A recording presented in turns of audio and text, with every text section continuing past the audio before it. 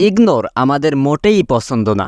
যদি আমরা কখনো গোয়েন্দা লাগিয়েও জানতে পারি যে অমুকে আমাকে ইগনোর করেছে, তো তার কাছে আমরা ভিড়িই না। তাহলে ফেসবুকে আমাকে কে ইগনোর করেছে সেটা বুঝবো কিভাবে? কি আপনার প্রোফাইল মিউট করে রাখছে সেটা বুঝবো কিভাবে? কি আপনার প্রোফাইলে ঢুকিই না এবং আপনার পোস্টে কোনো লাইক কমেন্টই করে না, এটা আপনি জানবেন কিভাবে?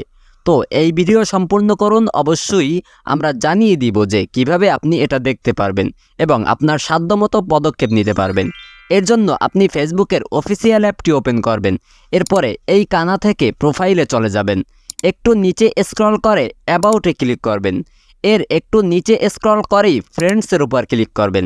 এরপরে ম্যানেজ, এরপরে লেটেস্ট ইন্টারেস্টেড উইথ, এটি ক্লিক করার সাথে সাথেই আপনার ফ্রেন্ড লিস্টে থাকা এমন কিছু আইডি চলে আসবে যেগুলো ইনঅ্যাক্টিভ আছে, অথবা আপনার কোনো পোস্টই লাইক কমেন্ট করে না, অথবা আপনার প্রোফাইল মিউট করে রাখছে।